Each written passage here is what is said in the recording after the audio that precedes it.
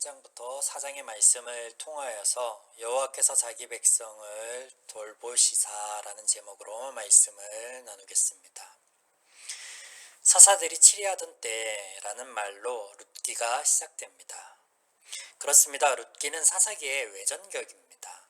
앞서 사사기 17장부터 이어지는 두 편의 이야기가 이스라엘이 하나님 앞에 범죄한 사실에 대한 세부적인 내용을 담았듯 사사기의 부록이라면 이렇게 담은 내용의 사사기의 부록이라면 룻기는 이런 사사기의 부록에 첨부된 외전이죠.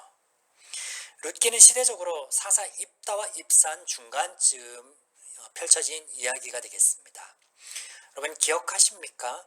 사사기 강해를 통해 하나님께서 세우신 사사 이스라엘, 즉 사람이 세운 사사를 비교하며 말씀을 나눈 적이 있습니다. 하나님께서 세운 사사, 그리고 그 사사로부터 파생된 좋은 영향력과 일들, 그와 비교되어서 사람이 좋게 여기서 세운 사사, 그래서 그 사사로부터 파생되는 안 좋은 영향력들과 이스라엘의 고통들을 우리가 살펴보았죠.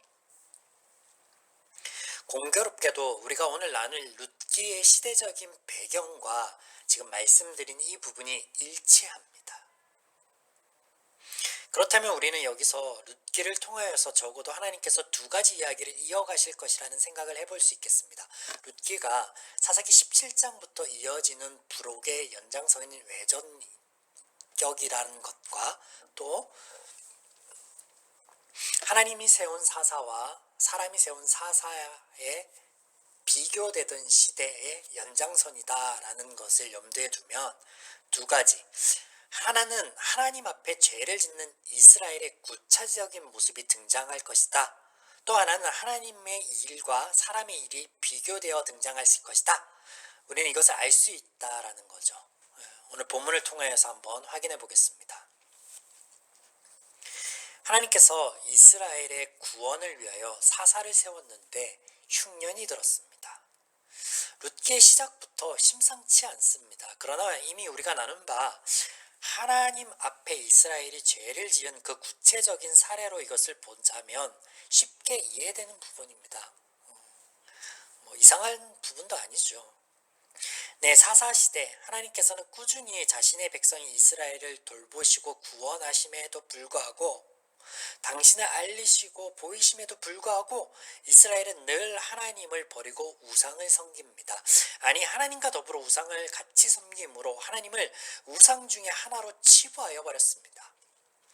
하나님과 이스라엘이 더불어 맺은 언약, 이스라엘의 행복을 위하여 주신 하나님의 말씀을 따를 때 오는 첫 번째 행복이 뭐냐면 바로 땅의 축복이었어요. 6년을 일하고 1년을 통으로 쉬어도 부족함이 없고 추수를 할 때 객이나 동물들을 위하여 추수하는 것 중에 일부를 버려두어도 부족함이 없는 것, 이런 땅의 축복인데, 그런데 이스라엘에 흉년이 들었습니다. 그들이 하나님과 하나님의 말씀을 버린 결과이죠.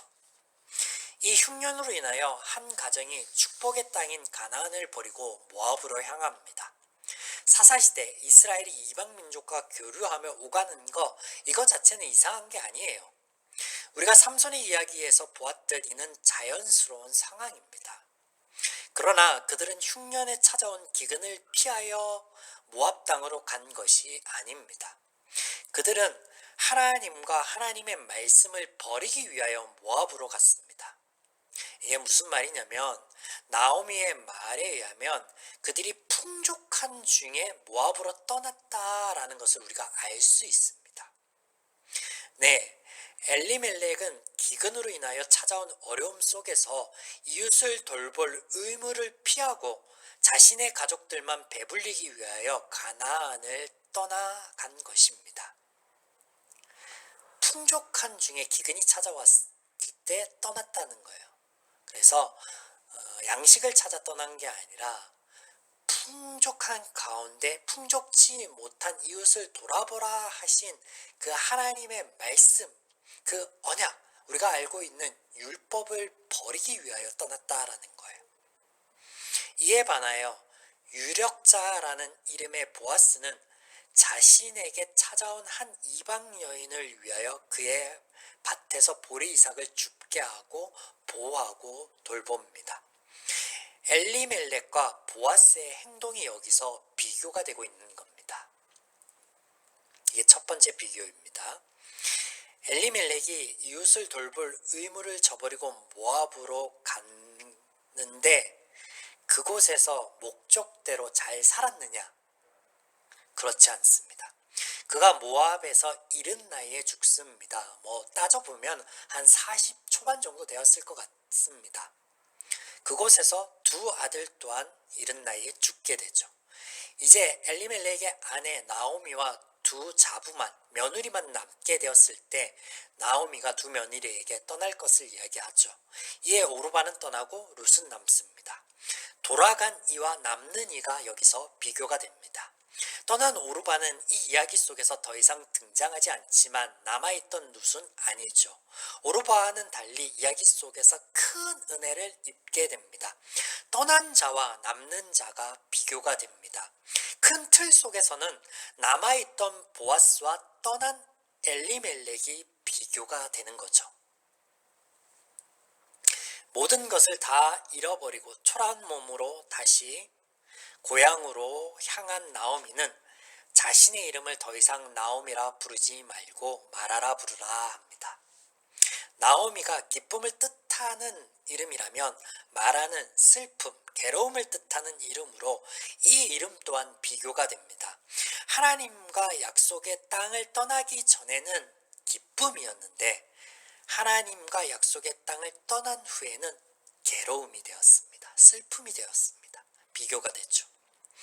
이제 고향으로 돌아온 나오미와 룻이 할 수 있는 일이란 두 가지밖에 없습니다. 몸을 팔아 양식을 구하거나 빌어먹거나. 앞서 사사기의 부록 두 번째 이야기에서 우리가 보았듯 당시 여성은 사회적인 약자였습니다. 그런 여성이 남편이 없이 홀로 된다면 먹고 살 수 있는 방법이란 딱 두 가지밖에 존재하지 않습니다. 몸을 팔거나 빌어먹거나, 거지가 되거나 창녀가 되거나 둘 중 하나예요. 그래서 나오미가 며느리를 보아스에게 보냅니다. 우연을 가장한 계산된 행동이죠. 보아스는 룻이 누구인지 알았습니다. 나오미도 알았죠. 나오미가 룻을 자신에게 보낸 이유에 대해서도 어렴풋이 알 수 있었습니다. 그는 엘리멜렉의 친척으로 기업을 물을 자였습니다. 자, 여기서 기업을 물을 자의 책임이란 무엇이냐? 이스라엘 공동체가 지속 유지되도록 하는 장치로서 가정에 남자가 없더라도 아버지의 이름으로 기업을 잇고 분배할 수 있도록 하나님께서 하셨죠. 그리고 또 여기에 동반되어 수원법이라는 것이 있는데 장남이 아들 없이 죽으면 차남이 그 미망인에게 들어가 동침함으로 아이를 낳게 합니다. 그래서 그렇게 태어난 아이를 장남의 이름으로 기업을 잇게 하는 것. 이것이 신명기에 등장하는 기업 물을 자의 책임이라는 것입니다.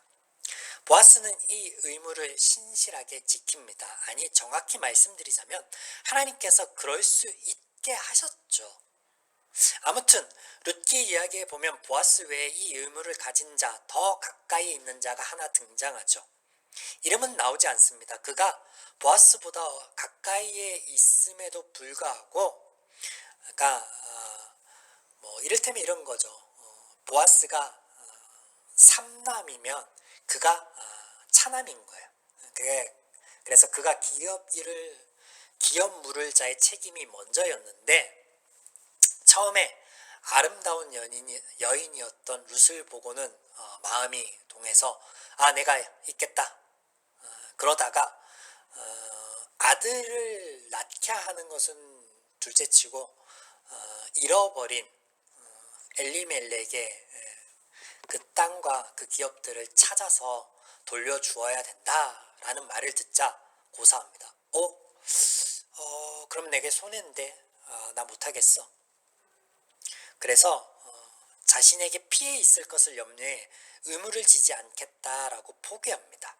재미있는 것은 이것을 그 성읍의 장로들에게 보이며 포기의 징표로 신발을 벗는데, 사실 이렇게 신발을 벗으면 다음 의무를 질 자가 그 신을 취하여서 취한 그 신을 가지고 포기한 자의 뺨을 때렸습니다.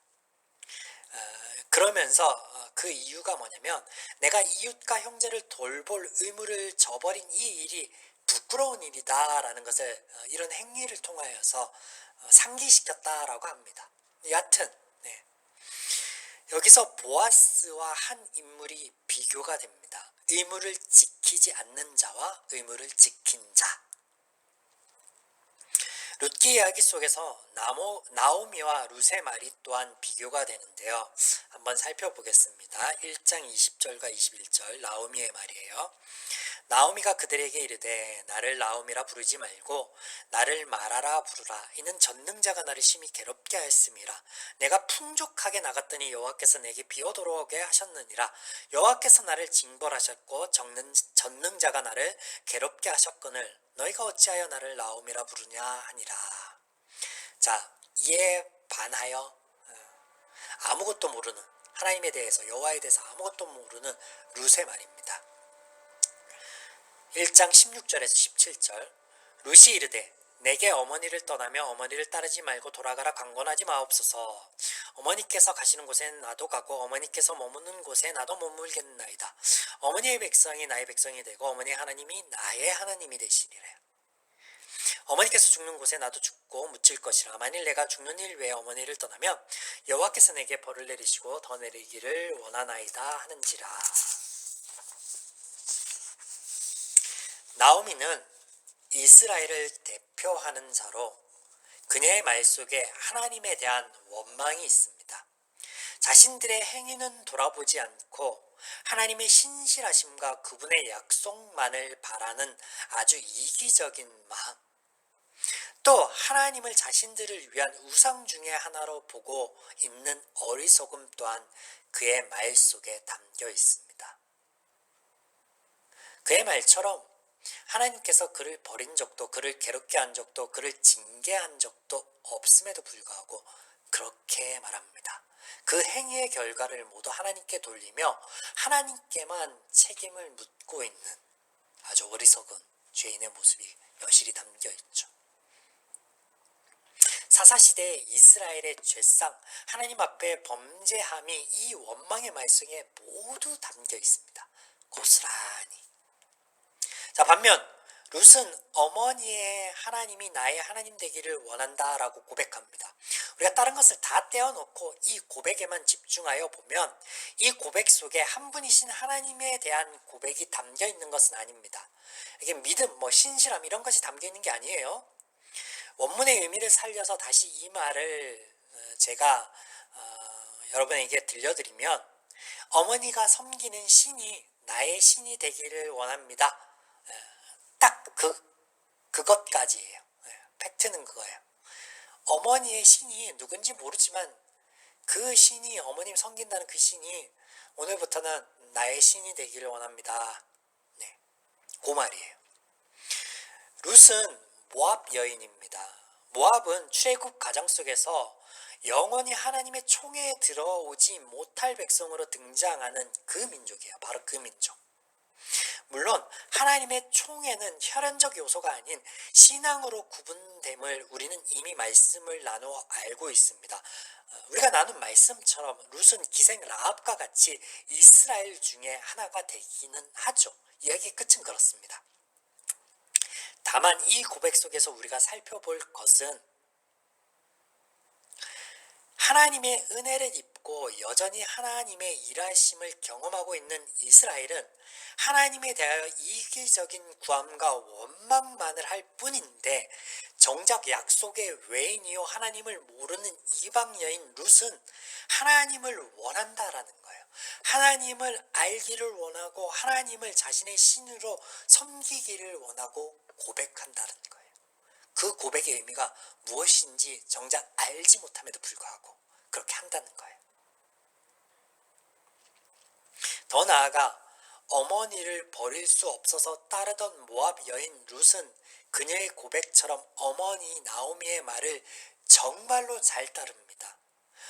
어디로 가서 양식을 구해오라라고 하면 그렇게 가고 다른 데 가지 말라라고 하면 가지 말고 보아스가 기업 물을 자이니 그에게 들어가서 그와 동침하라라는 명령을 할 때에도 이 말을 정말로 잘 따릅니다.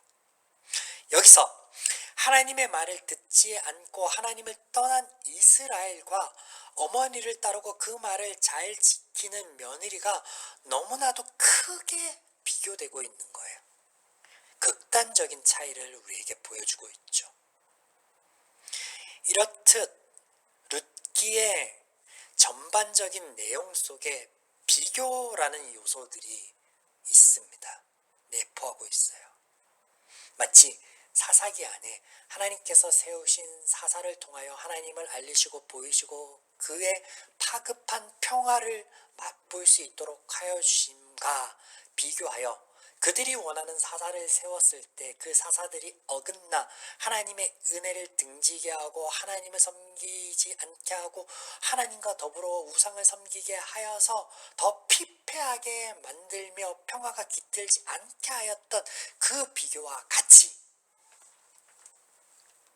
서두에 설명드린 대로 입다와 입산의 시대, 그 시대의 연장선에 있습니다. 이 룻기의 이야기가 하나님께서 세우신 사사와 인간들이 원하여 세운 사사가 비교되는 것처럼 지금 룻기에 등장하는 이런 비교들이 결코 우연이 아니라는 거예요, 여러분. 그렇다면 이것이 우리에게 오늘 교훈하는 것은 무엇일까요? 하나님께서 무엇을 보이시고 알리시기 위하여 이 이야기들을 이끌어 가시고 있을까요? 우리가 룻기가 사사기의 연장, 외전격이라는 사실을 간과한다면 사람에게 주목하게 됩니다. 그래서 주목하게 되는 인물이 두 명 있죠. 자비롭고 하나님의 말씀을 잘 따르는 것과 같은 보아스, 시므에게 인애를 베풀고 순종하는 성숙한 연인인 것처럼 보이는 룻, 아닙니다. 사사기의 주제는 하나님은 구원이시다입니다. 그렇습니다. 하나님께서는 이 이야기를 이어오면서 하나님 당신을 드러내기를 원하셔서 이 이야기를 이끌고 계시지 룻이나 혹은 보아스가 드러나기를 원하는 게 아니에요. 우리가 사사기를 통해서 사사들의 면밀을 살펴보면 그들이 부족하고 그들이 우리가 따를 만한 모범이나 온전한 구원을 가져다 줄 이로 우리가 볼 수 없음을 계속 살펴보았죠. 동일합니다. 이쯤 되면 하나님께서 말씀하시지 않아도 보아스나 룻이 신앙의 모범이다, 따를 만하다 라고 가면 안 돼요. 지금까지 사사기 이야기를 이끌어왔던 하나님을 외면하고 그 하나님을 등지고 엉뚱한 방향으로 가는 거예요. 자, 이스라엘이 하나님을 저버려 이웃 민족에게 짓밟히고 고통을 당하며 흉년이 찾아온 그때에도 하나님께서는 당신의 자녀들을 돌아보십니다. 네, 하나님께서 이 이야기 속에서 정작 죄인인 이스라엘과 비교되어서 하나님의 신실하심, 일하심을 보이고 알리시고 계시는 거예요. 풍족한 중에 나가 모든 것을 다 잃어버린 나오미에게 들려온 한 가닥 희망의 소리가 이것입니다. 여호와께서 자기 백성을 돌보시사 그들에게 양식을 주셨다. 이야기 속에서 보아스가 룻에게 은혜를 베풀고 양식을 주고 나오미를 공경하게 한 것처럼 보이지만 정작 이 이야기의 시작은 그 보아스에게 하나님이 은혜를 베푸셨다는 거예요. 그 이스라엘에게, 그 나오미와 룻에게 하나님께서 은혜를 베푸셨다는 거예요. 하나님이 그들에게 구원을 베푸셨다는 거예요. 사사기의 주제처럼 이게 핵심입니다. 우리가 룻기의 이야기 속에서 이런 하나님의 일하심을 보게 됩니다. 여호와께서 내게 행한 일에 보답하기를 원하며 이스라엘 하나님 여호와께서 그의 날개 아래로 보호받으러 온 내게 온전한 상 주시기를 원하노라 하는지라. 보아스의 입을 통하여 하나님께서 알려주시는 것, 나의 자녀 이스라엘이 나의 품을 떠났으나 다시 돌아오기를 바라신다고. 하나님께서는 보아스의 입을 통하여 당신의 역사하심을 보이시는데 이 이야기의 말미에 이렇게 역사하십니다. 여호와께서 그에게 임신하여 아들을 낳은지라. 태열매는 하나님의 상급이며 자녀의 장수의 화살통 속에 살이라. 하나님께서 이 선물을 통하여 스스로 말하라 칭한 자에게 기쁨을 찾게 하시며 그의 기업을 회복시키시며 잃어버렸던 가족을 찾게 하십니다. 이 이야기의 끝이 뭐예요? 죄인들은 결코 하나님 앞에 선함을 보이지 않고 하나님을 구하지 않았음에도 불구하고 하나님께서 그들을 돌아보시고 그들을 위하시고 그들을 위하여 역사하심을 통하여서 회복이 일어났다는 거예요. 구원의 은혜가 베풀어졌다라는 거예요. 룻기의 이야기의 시작부터 끝까지 하나님의 일하심을 우리는 보게 됩니다. 죄인인 이스라엘은 하나님을 버리고 떠났지만 하나님께서는 그들을 버리지 않으시고 돌보십니다. 그들이 풍족하여 나눌 수 있는 여유를 주시며 회복해 하십니다. 여러 작은 비교들 속에서 하나님께서는 당신과 죄인인 이스라엘을 지금 비교하고 계십니다. 언약을 저버리고 하나님을 떠난 이스라엘, 그때 왕이 없으므로 자기 소견에 옳은 대로 행하였더라. 그 결과는 마라, 괴로움과 슬픔입니다. 하지만 하나님께서는 정작 그런 그들을 돌보시며 신실하게 역사하십니다. 여호와께서 자기 백성을 돌보시사 하나님의 일하심의 결과 회복과 기쁨이 깃듭니다. 여러분, 아이러니하게도 엘리멜렉이라는 이름의 뜻은요, 여호와는 나의 왕이시다입니다. 여호와는 나의 왕이시다. 입술로는 이렇듯 이스라엘이 고백하되 마음으로는 하나님을 왕으로 주로 두지 않습니다. 그들 삶에서는 그들 스스로가 왕이어서 그들이 소견에 오른 대로 행할 뿐입니다. 그들 이스라엘과는 달리 하나님께서는 당신과 맺은 언약으로 인하여 고통받는 그들을 위하여 언제나 신실하게 역사하십니다. 우리가 룻기를 통하여서 이런 죄인과 하나님을 비교함으로 통하여서 죄인의 민낯을 보게 되고 또 그 비교를 통하여서 하나님의 은혜가 더욱더 간절하고 더욱더 크게 다가오게 되는 거죠. 사랑하는 여러분, 우리는 오늘도 말씀을 통하여 깨닫습니다. 하나님께서 우리의 행복을 위하여 주신 말씀이 이 말씀만이 축복이며 이것을 따름이 우리에게 복이며 자유와 평화, 행복을 구현케 한다는 사실을 우리가 이것을 확신할 수 있는 것은 오늘도 말씀 속에서 우리와는 달리 하나님을 발견하게 되기 때문입니다. 우리와는 달리 하나님께서는 말씀하시고 그것으로 그치는 것이 아니라 우리를 위하여 신실하게 그 말씀을 지키기 위하여 오늘도 역사하신다라는 거예요.